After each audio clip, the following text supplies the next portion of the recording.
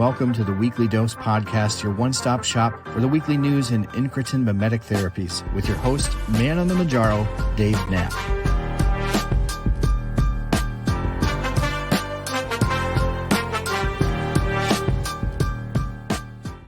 Welcome to the April 9th edition of the Weekly Dose Podcast. I'm your host, Dave Knapp, ManOnMounjaro. That's why I'm here. You are on the pen. That's why you're here. Wegovy, Saxenda, Victoza, Trulicity, Mounjaro, Zepbound, that pen. That's what we talk about here on this podcast. This is your one-stop shop for incretin mimetic news, also known as GLP-1 medications. Let's get right into it. A huge week in the world of OnThePen. If you've been living under a GLP-1 rock, you wouldn't know this. So I'm going to share it with you in case you've been under that rock. This week, OnThePen's hashtag release the vials was featured in Bloomberg.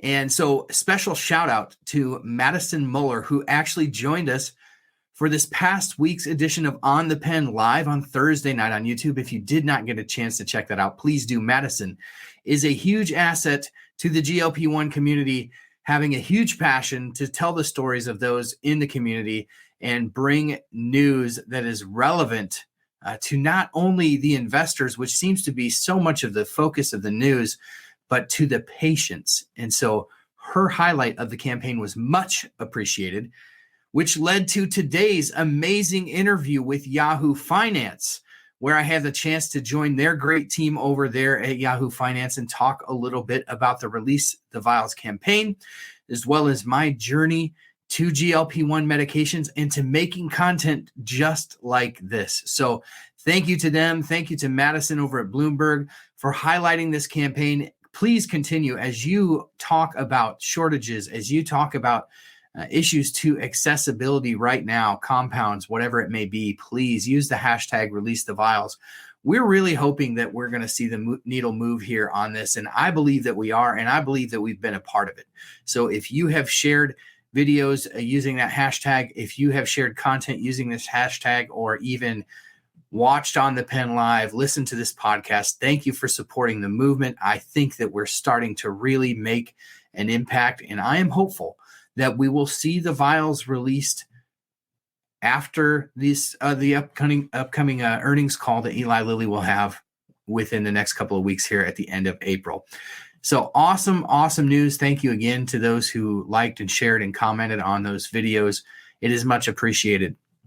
So some interesting news today about the potential merger between Catalent and Novo Nordisk. So to recap, Catalent is the generics manufacturer basically that does a lot of filling of pens for not only Novo Nordisk, but for Eli Lilly, and does tons of medication for major drug manufacturers across the world. And Novo Nordisk, in an effort to greatly expand their manufacturing capacity, put in an offer to purchase, which was agreed to Catalent for, I believe, around $16 billion. This, of course, has to pass regulators in the United States. And the challenge with that is this is not going to happen without some major opposition, because Catalent continues to fill pens for Eli Lilly, as I said, and the thought of them becoming a branch or an extended arm of one of their largest, if not largest, competitor in the market is not going to be something that they don't go down without swinging. So basically this paperwork was refiled in the United States to extend time for regulators to review that. Last we heard was Novo Nordisk was looking at the end of the year to be the sort of consummation date, so to speak, of this deal with Catalent.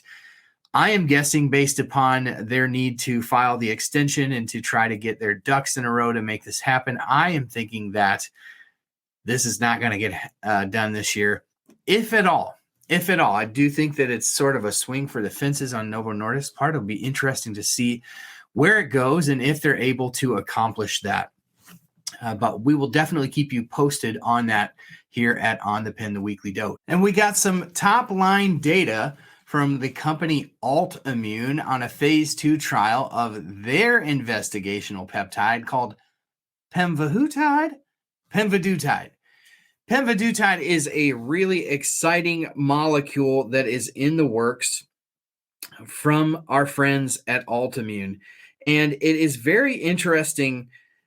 This one combines GLP-1 and glucagon. You may remember glucagon from retatrutide. So retatrutide basically adds a glucagon agonism to what was formerly known under tirzepatide as just a GLP-1 and GIP. So retatrutide sort of takes that to the next level, adds the glucagon component.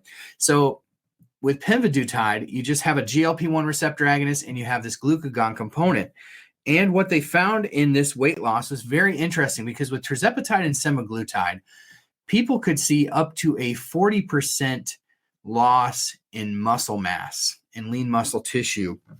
So you have Eli Lilly and Novo Nordisk both looking at options to sort of pair the molecules, semaglutide and tirzepatide respectively, with some sort of muscle preserving agent. You saw that, of course, most notably in Eli Lilly's acquisition of bimagrumab, which was historically tested in cancer patients to help preserve muscle mass, especially in the elderly population. And so the potential of pairing tirzepatide with bimagrumab would be their stab at that.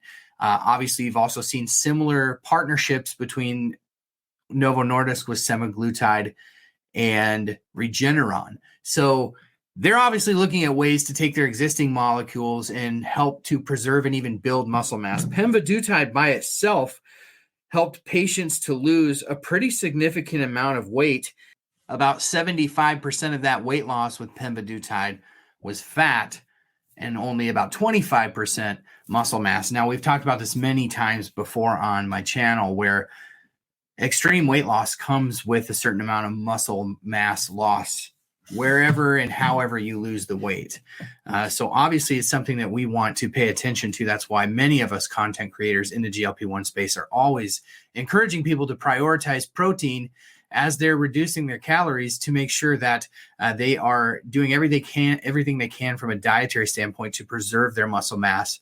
Of course, including some resistance training is going to be critical in that process as well.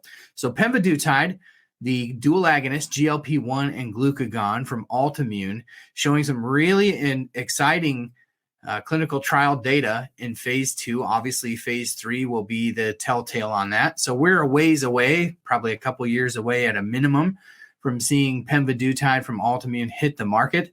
But some really interesting information this week from them. Make sure that you check out the article in the show.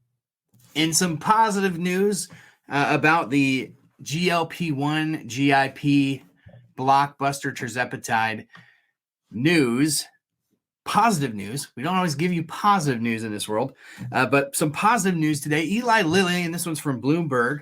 Eli Lilly broke ground today on a plant near Frankfurt, Germany, where they plan to begin construction in earnest this summer, hopefully completed by 2027. A $2.5 billion plant that will create 1,000 jobs in Germany, which will help to bring tirzepatide to the European market. So this is some amazing news for our friends over in the United Kingdom, over in Germany, who look to get access to these medications. You know, currently they have the single dose vials in Canada and in Australia. Of course, we know that they launched the multi-use quick pen over in the United Kingdom just several weeks ago, but we know that the issues that they're dealing with over there from a scarcity standpoint are worse than they are here. So this is excellent news for them as capacity comes online there in the next couple of years. Hopefully more and more people over the next couple of years over in the United Kingdom, over in Germany, will be able to get access to tirzepatide. On the topic of using GLP-1s overseas, we've got a really interesting story kind of churning over in Australia that really could put compounded versions of semaglutide and tirzepatide at risk over there. So they're looking at somebody who they call the cowboy pharmacist, the Ozempic cowboy, right, who is selling knockoff versions of both tirzepatide and semaglutide. And unfortunately, he is impossible to find. He's been selling a lot of these via the old fax troller, Interestingly enough, I mean, if there isn't a reputable place to get your medicine, I'm pretty sure it's got to be the guy who's sending you faxes about them, right? That should be your first sign, friends in Australia. But here's the deal. People are getting some serious symptoms from these compounds over there, some peripheral neuropathy, finding super high levels of vitamin B6 in these people when they're tested. The interesting thing about this Ozempic knockoff is that it is a bright red color, and that is typically common with B6 injections. So it'll be interesting to watch, because what we're concerned about over there for our friends who really struggle with access just as much as we do over here, if not more, is that they could be losing access to their compounds because there's a lot of unsafe versions going around that are really causing harm to people. And of course, those are the kinds of things we worry about in the United States here as well. We worry about compounds from, maybe some less reputable pharmacies. We worry about the research grade stuff that gets floated around and really in the media, just sort of mixed in with the shuffle when people talk about compounds, even though they're quite different. These are the things that we have to watch and keep an eye on, because, we want people to be able to maintain access to their medication.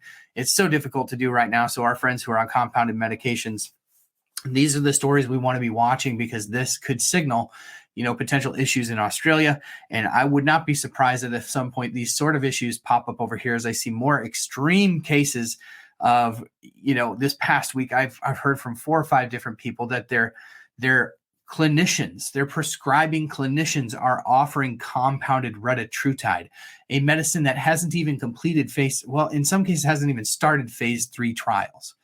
So this is astounding. This is going to be one that we need to watch here in the United States, because I think people are getting quite brazen, especially doctors, quite brazen about trying to profit off of this craze, and that can only lead to bad things. So we'll keep an eye on it. That we'll be all over these things at On the Pen. Thank you for being here. Make sure you go check out the interview from Yahoo Finance this week. Make sure you check out Madison's article in Bloomberg. There will be more to come from On the Pen. This is just the start. Thank you for being the best part of what we do here On the Pen. Make sure you leave the podcast a 5-star rating and review. Really appreciate you being here. Until next week, we will see you on the